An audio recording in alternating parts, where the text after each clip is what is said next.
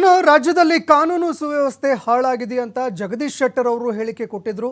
ಜಗದೀಶ್ ಶೆಟ್ಟರ್ ಅವರ ಈ ಹೇಳಿಕೆಗೆ ಕಾಂಗ್ರೆಸ್ ತಿರುಗೇಟು ಕೊಟ್ಟಿದೆ.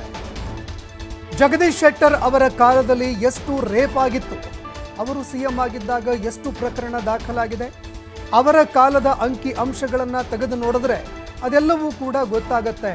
ಹೀಗಾಗಿ ಅವರ ಒಂದು ಸರ್ಟಿಫಿಕೇಟ್ ನಮಗೆ ಬೇಕಾಗಿಲ್ಲ ಅಂತ ಗೃಹ ಸಚಿವ ಡಾಕ್ಟರ್ ಜಿ ಪರಮೇಶ್ವರ್ ಅವರ ಹೇಳಿಕೆಗೆ ತಿರುಗೇಟು ಕೊಟ್ಟಿದ್ದಾರೆ.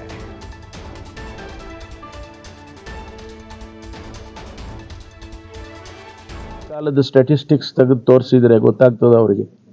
ಅವ್ರ ಕಾಲದಲ್ಲಿ ಎಷ್ಟು ಮರ್ಡರ್ ಆಗಿತ್ತು, ಎಷ್ಟು ರೇಪ್ಗಳಾಗಿತ್ತು, ಕ್ರಿಮಿನಲ್ ಆಕ್ಟಿವಿಟಿ ಏನೇನಿತ್ತು ಅಂತ ಅವ್ರ ಕಾಲದಲ್ಲಿ ಅವರು ಮುಖ್ಯಮಂತ್ರಿಗಳಾಗಿದ್ದಾರಲ್ಲ, ಆ ಸಂದರ್ಭದಲ್ಲಿ ತೆಗೆದು ತೋರಿಸ್ತೇನೆ.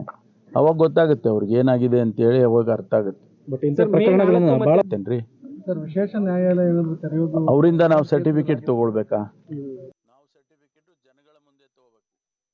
ಜನ ಸರ್ಟಿಫಿಕೇಟ್ ಕೊಡ್ತಾರೆ ನಮ್ಮ ಸರ್ಕಾರಕ್ಕೆ, ಅವರೆಲ್ಲ ಕೊಡೋರು ಸರ್ಟಿಫಿಕೇಟ್. ಕಾಲದ ಸ್ಟ್ಯಾಟಿಸ್ಟಿಕ್ಸ್ ತೆಗೆದು ತೋರಿಸಿದ್ರೆ ಗೊತ್ತಾಗ್ತದೆ ಅವರಿಗೆ.